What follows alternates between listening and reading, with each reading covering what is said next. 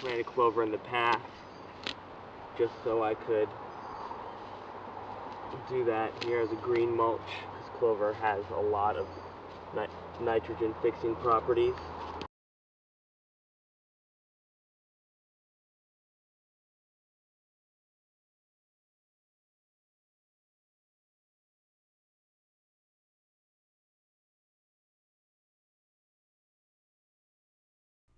Beans, beans, the magical fruit. The more you eat, the more you do. Consider beans magical. They belong to the leguminosa family, which fill a very interesting ecological niche. A key feature of the root systems of legumes is their ability to fixate atmospheric nitrogen for use by other plants.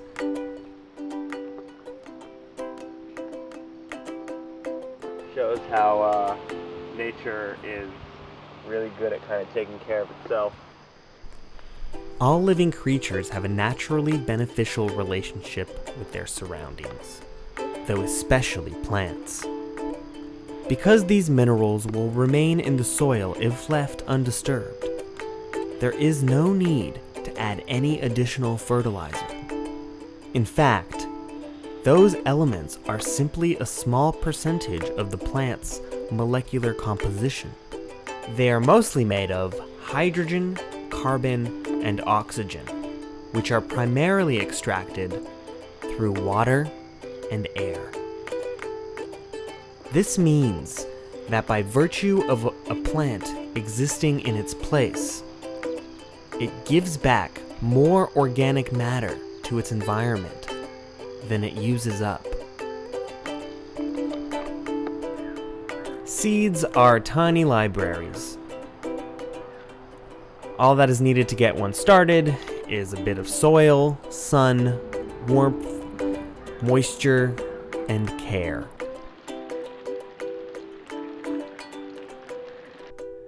For colder climates, one might need to build a greenhouse to extend the season and enjoy some of the more popular vegetables.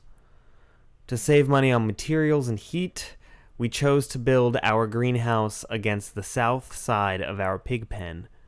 We also made sure that the plastic could roll up for ventilation. After seeds have sprouted, I like to alternate inside-outside for a couple of weeks before picking a place outdoors for them permanently. This helps ensure that they are well adapted to outdoor conditions. Mulch is the most valuable material in this system. However, the beauty of it is it could be anything. I like to use straw because, well, grass is abundant. Since I don't rely on composting to keep my garden fertile, all of my kitchen scraps go to the animals. Even these beet seeds, just whimsically sown atop a garden bed, when covered with mulch, sprout as good as if the soil were bare.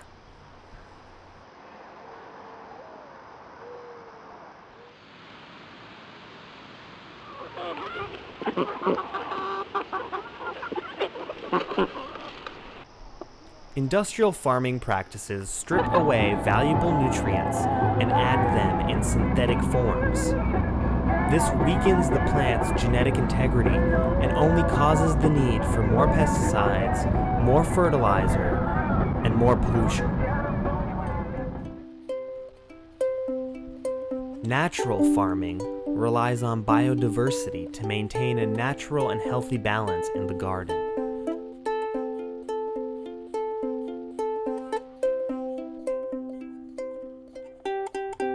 This method is based upon 4 strict principles. No cultivation, only planting, mulching, and harvesting. No fertilizer, not chemical, not organic, not even compost. No pesticides. Toxic chemicals get absorbed into the food matter. No herbicides. The only method of weeding by hand.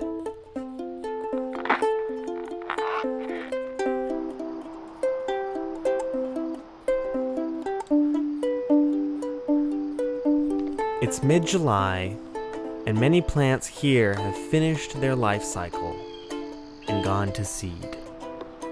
Each family has its own way of putting out its seed. Most of us recognize this process when the seeds are found inside of fruit. Gardeners have been saving seeds since the practice began. In fact, that's how it all began. It is, after all, the way we came to understand genetic variation before we even had a concept of DNA. And the way we decided to play with evolution before even acknowledging its existence.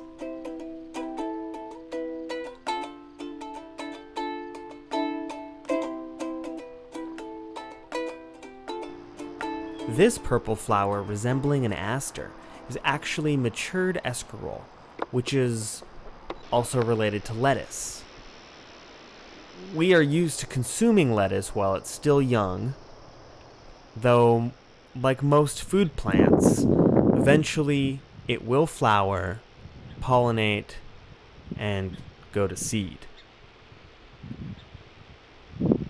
Though if you're timely, or if you care to catch it before the wind does, you will be able to develop varieties specific to your garden.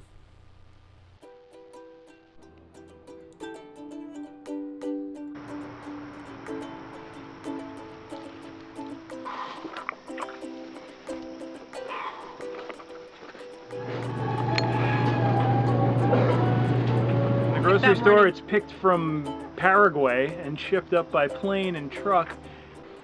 We attain certain amount of spiritual comfort by raising our own food. Being outside, being in the earth, seeing things grow. You cut, and the next day you can cut some more, and the next day you can cut some more, and the next day you can cut some more. String beans, tomatoes, squash, garlic, onions. The rabbits eat a little, then you come back and you cut some more, all summer long. That first red tomato, I love planting tomatoes. Carrots, beets, Swiss chard, kale. Swiss chard cooked in rice is the best, and it's almost a staple. We're just enjoying getting these bundles of fresh vegetables. And I can't wait to cook this up and eat it. What is so nice about saving your own seeds is that Not having to rely on corporate America for my food. Treat nature right. The food's abundant. you are regenerating it all by yourself. That comes from through the ages as it's been changed by nature.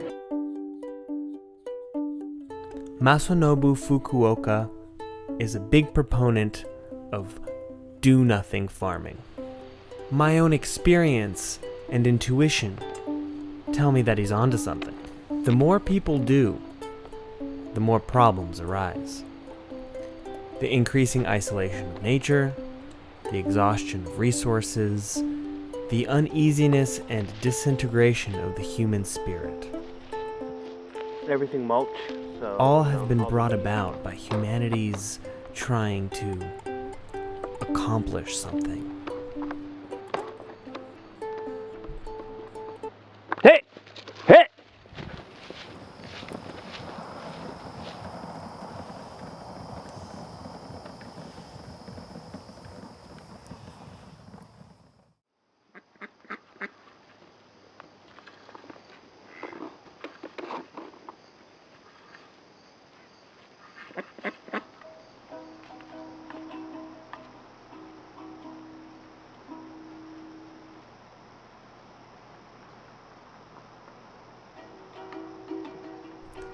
Originally, there was no reason to progress, and nothing that had to be done.